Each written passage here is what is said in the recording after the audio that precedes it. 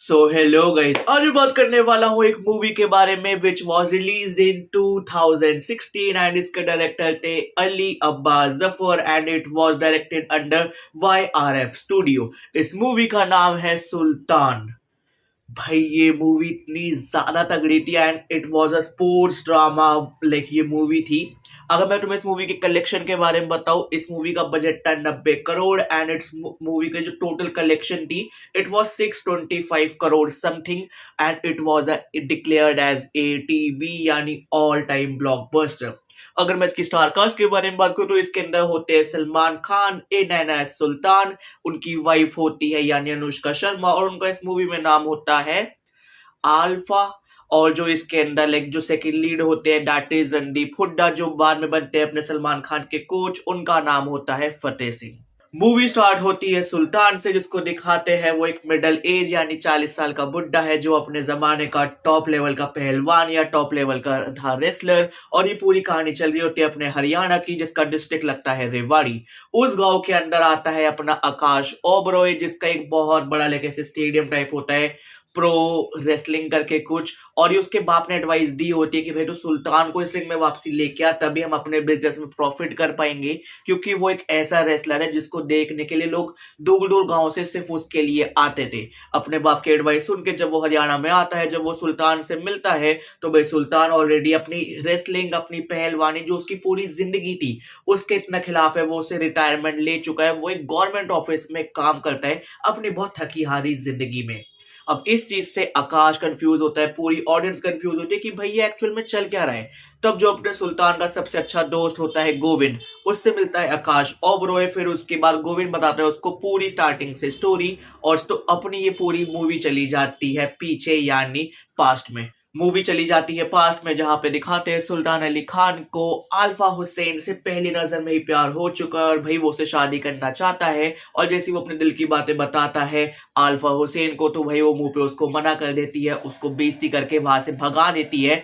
और वो कहती है मैं शादी करूंगी भी तो सिर्फ एक स्टेट लेवल चैंपियन या किसी पहलवान से ही करूंगी, तेरा ना कोई फ्यूचर है, ना तू पहलवान है, ना तूने अपनी जिंदगी में आज तक कुछ करा है। तब हमें पता चलता है भाई जो अपनी अल्फा हुसैन होती है वो खुद एक वुमेन स्टेट लेवल चैंपियन है एंड जो उसका बाप है वो एक अखाड़े का मालिक है। भाई ये बात अपने सुल्तान के दिल पे इतनी ज्यादा चुभ जाती है, इतनी ज्यादा लग जाती है, वो अल्फा को करता है साइड और वो पूरे 1 1.5 2 महीने पूरी अपनी जम के तैयारी करता है। जिस बंदे ने आज तक पहलवानी का पो भी नहीं देखा होता वो अखाड़ों में जाता है, इतना टॉप लेवल का पहलवान बनता है। फिर जब उन्हीं के हरियाणा यानी रेवाड़ी में डिस्ट्रिक्ट में अपनी ऐसे कंपटीशन हो रहा होता है स्टेट लेवल चैंपियन का, तो उसमें पार्टिसिपेट लेता है सुल्तान भी एंड वो टॉप लेवल के स्टेट लेवल चैंपियन को हरा देता है और वो बन जाता है new state level champion of Haryana.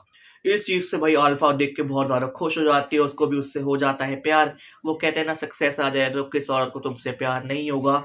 दोनों की हो जाती है शादी और भाई फिर ये दोनों मल्टीपल स्टेट्स में जा रहे हैं, ये पूरी कंट्री को कर रहे रिप्रेजेंट, दूसरी कंट्रीज में जा रहे हैं, ये दोनों बन जाते हैं power couple of wrestling of Haryana of Rewari district. Sultan तो चलो एक नया नया पहलवान बना होता है, बट जो आरफा होती है उसका बचपन से सपना होता है कि भाई मुझे अपने देश के लिए गोल्ड मेडल लाना है ओलंपिक्स में। और ऐसा होता भी है, दोनों हो जाते हैं सेलेक्ट ओलंपिक्स में अपने इंडिया को रिप्रेजेंट करने के लिए। पर तब आरफा को पता चलता है कि भाई वो प्रेग्नेंट है, जिस वजह से वो अपने बचपन के सपने को कुर्बान कर देती है। वो कहती नहीं मैं इस बच्चे को रखूंगी, कंसीव भी करूंगी, मेरा सपना अब सुल्तान पूरा करेगा। इधर दिखाते हैं भाई सुल्तान जिसने अभी थोड़े टाइम पहले अपनी रेसलिंग स्टार्ट किया, वो स्टेट जीत गया। अब जितनी उसकी फेम है, सक्सेस है, वो उसके सर पे चढ़ चुकी है। वो एरोगेंट बदतमीज बन चुका है, वो न्यूज वालों से उल्टा बोल रहा है। एक न्यूज वाले के उसे थप्पड़ ही मार दिया था। फिर वो अपनी बीवी को छोड़ के चला जाता है ओलंपिक्स लड़ने के लिए, जो एक्चुअल में उसकी बीवी का सपना था। और वो पहलवान भी उसकी बीवी की वजह से बना, और उसकी बीवी भी तभी बनी जब वो पहलवान बना। तो इस वजह से वो ओलंपिक्स खेलने गया, जो देश के ओलंपिक्स थे, इंडिया को रिप्रेजेंट किया। और जब वो वहां पे जाता है तो सुल्तान तो ठहरा सुल्तान, भाई वो वहां से गोल्ड मेडल जीत के आता है। यस, जो टर्की में ओलंपिक्स होते हैं उसमें सुल्तान जीत जाता है गोल्ड मेडल, जो आरफा का भी सपना था। उसने अपनी बीवी के लिए भी करा, अपने देश के लिए भी करा, अपने खुद के लिए भी करा। बट जब वो अपने रेवाड़ी यानी हरियाणा में वापसी आता है अपने बीवी से मिलने और अपने बच्चे से मिलने, उसको फोन पे इंफॉर्मेशन मिल जाती है।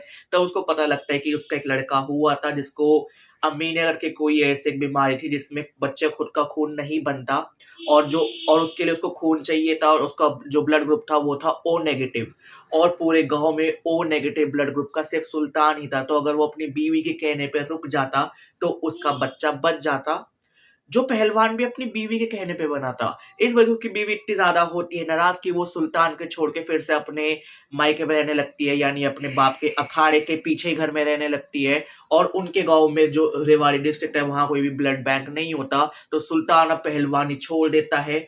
ओलंपिक वर्ल्ड लेवल चैंपियन अपनी पहलवानी अपनी रेसलिंग से रिटायरमेंट ले लेता है, और अब वो एक नॉर्मल गवर्नमेंट जॉब कर रहा है ताकि वो अपने यहाँ पे एक ब्लड बैंक खुलवा सके। मूवी चली जाती है फिर से प्रेजेंट में, जहाँ पे अभी ये पूरी स्टोरी पता चलता है आकाश ओबरॉय को। तो फिर वो जाता है सुल्तान के पास एक डील रखने कि अगर तुम मेरे साथ मेरे प्रोस में आ जाते हो, जहाँ पे हमारा पूरी वो ऐसे रेसलिंग हो रही हो, तुम फिर से रेसलिंग स्टार्ट कर देते हो, क्योंकि तुम ऐसे पैसे इकट्ठे करने लग गए तो इससे तुम अपना ब्लड बैंक तो नहीं खोलने वाले जो तुम अपने बेटे के नाम पे खोलने वाले हो, तो वो खुलेगा जब तुम हमारे साथ लड़ोगे और तुम हमारे यहाँ से बहुत सारा पैसा लेके जाओगे। इस बात पे भाई सुल्तान फिर से एग्री हो जाता है, और सुल्तान कहता है मैं फिर से एक बार अखाड़े में उतरूंगा और इस बार मैं फिर से लड़ूंगा। वो आकाश के साथ आ जाता है दिल्ली, जहाँ पे जो आकाश होता है वो दिल्ली के मैनेजमेंट से बात करता है, और दिल्ली का मैनेजमेंट कहता है 3 महीने में ये अपनी रेसलिंग स्टार्ट हो जाएगी, और तुम चाहते हो कि तुम्हारी साइड से एक रेसलर आए। ये वो 25, 26, 30 साल के लोग हैं, ये 40-45 साल का बुढ़ा रिटायर्ड है, तुम्हें लगता है और ये फिट भी नहीं है। तो आकाश कहता है कि तुम चिंता मत करो, इसको फिट मैं करूंगा। वहां से वो आकाश और सुल्तान पहुंच जाते हैं पुरानी दिल्ली में, जहाँ पे टॉप लेवल का कोच होता है, जिसके यहाँ से सारे गोल्ड मेडलिस्ट निकले, यानी वो होता है फतेह सिंह, जो अपने टाइम का टॉप लेवल बॉक्सर था, बट ड्यू टू कि वो ड्रग्स लेने लग गया था, जिस वजह से उसको बैन कर दिया था। अब वो ऑरो करता है ट्रेन, तो और वो होता है अपने आकाश का दोस्त, और आकाश बात करता है फतेह यार सुल्तान को ट्रेन कर दे, बट जब वो देखता है ये तो थक चुका है, अपनी जिंदगी से हार चुका है, तो वो उसको साफ साफ मना कर देता है। बट उसके बाद कहता है फतेह चल एक काम करते हैं, कल तू मेरे टॉप लेवल रेसलर से एक बार कंपटीशन कर, अगर तूने उसको टक्कर भी दे दी तो कोई दिक्कत नहीं, मैं तेरे को सिखा दूंगा। अगले दिन होती है सुल्तान और अपने फतेह के टॉप, जो जिसको फतेह ने सिखा रखा है, उनकी टक्कर, और उसको सुल्तान दूसरी बार में सीधा चित कर देता है, हरा देता है भाई। और फिर सुल्तान की डिटर्मिनेशन देख के फतेह सिंह हो जाता है रेडी कि अब मैं करूंगा तेरे को ट्रेन, यानी रणदीप हुड्डा। 2-3 महीने के इंटेंस वर्कआउट के बाद भाई फिर से जो अपनी फिजिक होती है सुल्तान की वापसी आ जाती है, प्रॉपर फिट हो चुका है, और इधर उसको एक कुकर वाला भी मिल चुका है जो होगा अपने सुल्तान का ऑफिशियल स्पॉन्सर। सुल्तान पहली बार जाता है अपनी WWE वाली रिंग में, वो अंदर जाता है और उसको एक वो ऐसा मिलता है जो भाई बहुत ज्यादा फुर्तीला होता है। पहले राउंड में तो सुल्तान ऑलमोस्ट बाहर होने वाला होता है, पर दूसरे राउंड आते ही वो 1 सेकंड में उसको घुमा के अपने वो धोबी पछाड़ दे देता है, और वहीं पे जो वो प्लेयर होता है वो हार जाता है। और यहाँ से भाई जो अपने सुल्तान की फैन फॉलोइंग और जो बेस होता है कि पूरा स्टेडियम पैक जा रहा है भाई, उनको प्रॉफिट हो रहा है, जो उनका वो पूरा वैसे वो खोल के बैठा था स्टेडियम का। फिर दिखा रहे दूसरा मैच, तीसरा मैच, और भाई बैक टू बैक सुल्तान जीते जा रहा है, उसकी पॉपुलैरिटी और ज्यादा बढ़ती जा रही है। फिर आता है वो दिन जिसे कहते हैं सब सेमीफिनाले। सेमीफिनाले में सुल्तान की लड़ाई होती है टायरॉन से, जो भाई अपने लाइक जो उसका जो कंट्री होती है वहां का वो भी एक पहलवान था, एक रेसलर था, वो भी बहुत ज्यादा तगड़ा होता है। टायरॉन और सुल्तान ऑलमोस्ट भाई कॉम्पीट करते हैं, और ये दोनों बहुत तगड़े होते हैं। बट ऑफ कोर्स ही बात है, इसमें जीतना सुल्तान को ही था, बट सुल्तान के शर्ट पे जीता, और किस हालात में जीता, उसकी सारी हड्डियां टूट चुकी है, रिब केज टूट चुका है, उसकी ऑलमोस्ट बहुत बुरी हालत हो चुकी है सेमीफिनाले में। तो अभी उसको जीत गया, अब उसका फिनाले है मार्को से।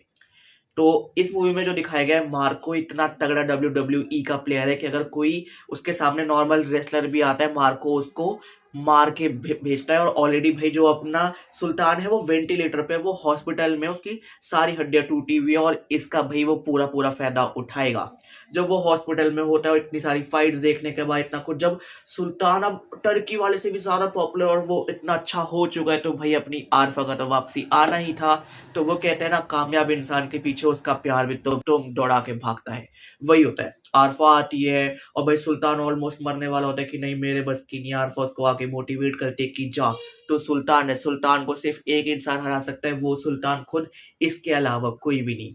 फिर फाइनल राउंड में भाई अपना मर्द अपनी पसंदीदा औरत की बात सुन के उतरता है। मारू के सामने पहले बहुत पिट रहा होता है, इतना दर्द होता है, पर भाई उसकी जो दिल का जख्म थे 5 साल के वो भर चुके होते हैं, क्योंकि आरफा आ चुकी है उसकी जिंदगी में वापसी। उनकी होती है आपस में लड़ाई। और भाई बिल्कुल एंड में अपना सुल्तान अपने मार्को को भी ऐसे धोबी पछाड़ देता है और सुल्तान बन जाता है वर्ल्ड चैंपियन आफ्टर 10 इयर्स। सुल्तान के वर्ल्ड चैंपियन बनने के बाद आरफा फिर से शादी कर लेती है सुल्तान से। फिर उनकी एक बेटी होती है। स्टोरी चली जाती है 5 साल आगे, जहाँ पे दिखाते हैं सुल्तान और आरफा मिलकर ट्रेन कर रहे हैं अपनी बेटी को रेसलिंग में। तो भाई यहाँ पे होती है अपनी सुल्तान मूवी का रिव्यू खत्म, जहाँ पे एक ऐसा इंसान जिसके पास ना कुछ था ना कोई पैशन था, वो किसी चीज में लगा, उसको एक बार जीत गया, फिर उसके बाद वो अपना सब कुछ हार गया। उसके बाद वो फिर से लड़ा, दुनिया का चैंपियन बना, अपनी बीवी को, परिवार को, उसने सबको फिर से जीता, वो फिर से सबको जीत चुका है। वो कहते हैं ना, जीत का स्वाद भी उसको पता है जिसने हार के गम और अपने हार के आंसू पी रखे हो। तो गाइस ये था मेरा सुल्तान मूवी पे रिव्यू। अगर तुम्हें वीडियो अच्छी लगी तो इस वीडियो पर लाइक कर दो, इस वीडियो पे कमेंट कर दो, इस वीडियो पे शेयर कर दो। बाकी अगर तुम सलमान खान के फैन हो तो मुझे प्यार बांटो। बाकी जल्द मिलते हैं एक नई वीडियो के साथ।